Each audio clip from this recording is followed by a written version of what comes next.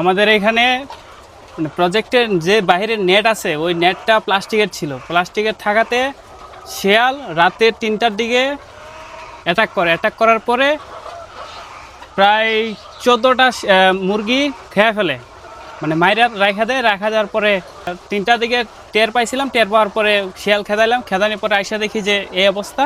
তখনকার সময় রাত্রে পার হলেও সকালবেলা দেখি মুরগির ডিমটা কমে যাওয়ার পরে এক রাতেই কমে গেছে।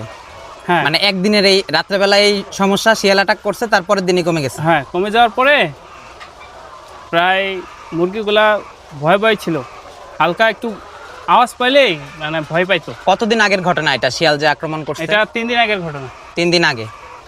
তারপরে বলো কি কি সমস্যা দেখা দিচ্ছে মুরগির মধ্যে, কি কি সমস্যা দেখা দিচ্ছে? মুরগিগুলা এখন মুরগির যে ঝুঁটি আছে ওই ঝুঁটিটা ফ্যাকাশে হয়ে যাচ্ছে, ফ্যাকাশে হওয়ার পরে গতকাল থেকে ফ্যাকাশারটা একটু বেশি হয়েছে, তারপরে এখন আবার ওই ঝুঁটিগুলাই কালো হয়ে যাচ্ছে আর কি।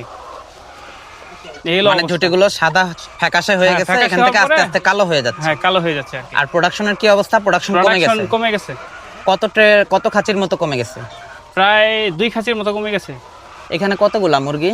3500 পিস। এই যে দেখেন, আমি এখন ওই যে হাত এমন করছি, দুই পাশে মুরগি লাফ দিয়ে উঠছে। আসসালামু আলাইকুম, আমি আজকে একটা প্রজেক্টে আসছি। প্রজেক্টের নাম হচ্ছে সুজন অ্যাগ্রো প্রজেক্ট। এটার লোকেশন হচ্ছে গিয়ে এনায়েতপুর, ফুলবাড়িয়া, ময়মনসিংহের মধ্যে পড়ছে।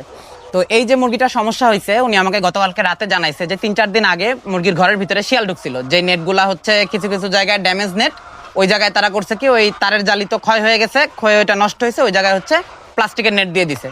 তো ওইটা ভেঙে কোনোভাবে শিয়াল ঢুকছে। এখন মূল ব্যাপার হচ্ছে মুরগিগুলা তো প্রচন্ড ভয় পাইছে, প্রায় 14-15টা বা 15-20টার মতো মুরগি আর কি শিয়ালে এসে মেরে ফেলছে। তো এই যে মুরগি হঠাৎ ভয় পাইলো, এবং মুরগি এই 3 দিন ধরে প্রায়, মানে আজকে 3 দিন ধরে এটার প্রোডাকশনও নিচে নেমে গেছে, এবং মুরগিগুলো দেখা যাচ্ছে যে কোনো কিছু হইলেই সেটার ভিতরে কিছু নড়লে টড়লে চমকায় উঠে ভয় পায়। তো এই ধরনের কেসগুলাতে আসলে যে ব্যাপারটা ঘটে, এগুলো তো ফুল প্রোডাকশনের মুরগি, এগুলো তো একদম মানে নতুন প্রোডাকশনে আসছে এবং ফুল লোডে আছে ওরা। তো ওরা আসলে প্রাকৃতিক দুর্যোগ বা এই যে হঠাৎ করে শিয়ালের আক্রমণ বা হঠাৎ করে কুকুরের আক্রমণ, এগুলো আসলে জীবনে ওরকম ভাবে দেখে নাই তারা। যার কারণে এই যে হঠাৎ প্যানিক হয়েছে, এটাকে বলা হয় প্যানিক অ্যাটাক। এই প্যানিক অ্যাটাকের কারণে মুরগির লিভার হয়ে গেছে দুর্বল, মুরগি প্রচন্ড পরিমাণে ঝাপাঝাপি করছে। এই যে দেখেন, আমি এখনো ওই যে হাত এমন করছি, দুই পাশে মুরগি লাফ দিয়ে উঠছে। তো মুরগি প্রচন্ড পরিমাণে ঝাপাঝাপি করছে, এই কারণে মুরগি দুর্বল হয়ে গেছে এই প্যানিক অ্যাটাকের কারণে। এবং প্যানিক অ্যাটাক হলে মুরগির লিভারটা খুবই দুর্বল হয়ে যায়। তো এই সময় দেখা যায় আপনারা 2 দিন 3 দিন হয়তো অপেক্ষা করেন।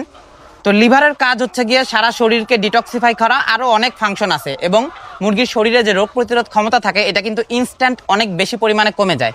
তাই এই ধরনের ক্ষেত্রে যখন মুরগি প্রচন্ড পরিমাণে ভয় পাবে বা হঠাৎ করে এরকম প্যানিক অ্যাটাক আসবে, যে কোনো কিছু দেখে মুরগি প্রচুর ভয় পেয়ে গেছে, সমস্ত শেডের মুরগি একেবারে লাফালাফি করে তুলকালাম অবস্থা, এই সময় করবেন কি, আপনারা 2-3 দিন সময় যে ওয়েট করছেন, এই কাজটা করবেন না। এই প্রবলেমটা হওয়ার সাথে সাথেই যখনই হবে তখন থেকে আপনারা যে কোনো একটা ভালো মানের লিভার টনিক দিবেন। স্বাভাবিক লিভার টনিকের ডোজগুলো সাধারণত 1 মিলি 1 লিটার পানিতে হয়, সেক্ষেত্রে একটু ডোজটা বাড়িয়ে দিবেন 2 মিলি 1 লিটার পানিতে। এবং অবশ্যই মুরগি যে লাফালাফি করলো, ফুল প্রোডাকশনের মুরগি, ওর ভিতরে কিন্তু কিছু না কিছু ড্যামেজ হয়েছে। এটার জন্য অবশ্যই একজন রেজিস্টার্ড ভেটেরিনারি ডাক্তারের সাথে পরামর্শ করবেন যে পরবর্তী স্টেপগুলো কী হবে। কিন্তু যত দ্রুত সম্ভব তার ওই যে একটা প্যানিক অ্যাটাকের কারণে স্ট্রেস আসবে, লিভারটা প্রচণ্ড দুর্বল হয়ে যাবে, যার কারণে আপনাদেরকে একটা ভালো মানের লিভার টনিক ইনস্ট্যান্ট দিতে হবে। এই যে মুরগিটা মারা যাওয়া শুরু করছে, 2টা মুরগি মারা গেছে। তো শুধু মুরগির চোখে দেখা হবে না, এটা মুরগি কাইটা তারপরে এটা মুরগিটা ভালোভাবে পোস্টমর্টেম করে দেখতে হবে যে ভিতরে কি কি পরিবর্তন হয়েছে তার এই ধকলের জন্য। তো আজকে এই পর্যন্তই বলছিলাম, এনায়েতপুর, ফুলবাড়িয়া, ময়মনসিংহ থেকে। সবাই ভালো থাকবেন। আসসালামু আলাইকুম, হ্যাপি ফার্মিং।